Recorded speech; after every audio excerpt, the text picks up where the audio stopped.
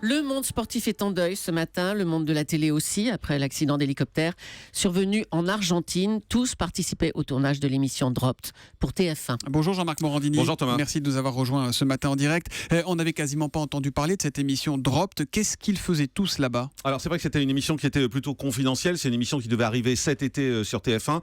Drop, pour être clair, ça veut dire larguer. C'est-à-dire qu'on devait larguer sur une île déserte 8 sportifs qui étaient en 2 équipes de 4. Et leur objectif pour chacun d'entre eux, c'était de rallier en fait la civilisation. C'était assez symbolique puisque chacun d'entre eux avait un téléphone portable et celui qui gagnait était le premier qui allait réussir à brancher son téléphone portable. Donc ils étaient largués dans la nature. Ils étaient à 3 jours et 2 nuits de la civilisation. Il fallait se repérer. Il y avait des épreuves également qui étaient mises en place régulièrement et des candidats qui étaient éliminés. Donc c'est un grand jeu d'aventure à la mode un peu Koh-Lanta, on va dire, à part que ce sont des sportifs et qu'ils doivent se débrouiller seuls dans la forêt. Donc il y avait 8 champions sur place, chacun dans son hélicoptère, chaque équipe dans son hélicoptère, c'est ça l'idée ? Chaque équipe avait son hélicoptère, c'était 2 équipes de 4, chacune dans un hélicoptère, et ils devaient rejoindre ainsi la civilisation. Et c'est pour ça qu'il y a 3 sportifs qui sont décédés, puisque l'un d'entre eux avait déjà été éliminé du jeu. C'est Sylvain Wiltord, visiblement, qui a tweeté qu'il était en vie cette nuit pour rassurer ses proches. Il faisait partie de cette équipe de 4. Qui est donc dans cet hélicoptère fatal en quelque sorte. C'est un tournage qui avait commencé il y a longtemps ? Alors c'est un tournage qui avait commencé il y a une dizaine de jours, comme je vous l'ai dit, c'était un peu confidentiel. Ça avait commencé fin février et depuis donc les candidats jouaient, s'amusaient sur cette île. C'est de l'aventure, mais ça reste un jeu. En principe, dans ces productions-là, on ne met pas les candidats en danger, on est d'accord, on ne leur fait pas prendre de risques. Non mais là, il faut bien comprendre de toute façon que le drame ne s'est pas produit sur une épreuve. Le drame s'est produit alors que les candidats étaient en train de se déplacés.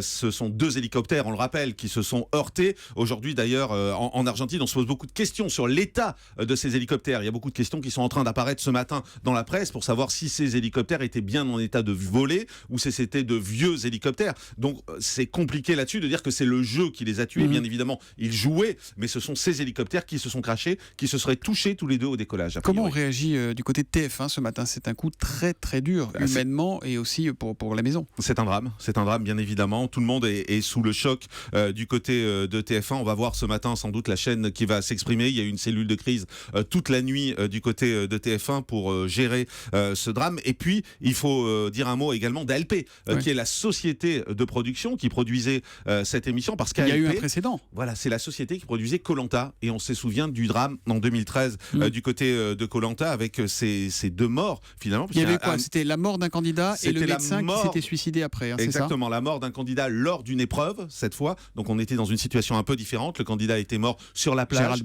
lors d'une épreuve, Gérald Babin. Et ensuite, un des médecins qui surveillait Koh-Lanta s'était également suicidé, ce qui avait énormément touché Denis Brognard. Denis Brognard qui a tweeté d'ailleurs tout à l'heure, parce qu'il est également à fond touché par ça, parce que ce sont ses équipes, celles qui tournaient avec lui Koh-Lanta, ces équipes de techniciens qui sont également touchées, victimes, puisqu'on le rappelle, on parle beaucoup des 3 personnalités, mais vous l'avez rappelé à plusieurs reprises ce matin. Il faut pas oublier les autres. Les autres, les techniciens et le réalisateur qui était dedans et les pilotes de l'hélicoptère. Voilà, 10 morts, Florence Artaud, Camille Muffat, Alexis Vastine, mais aussi un médecin, un réalisateur, des membres de la société de production Adventure Line Production et évidemment les 2 pilotes argentins.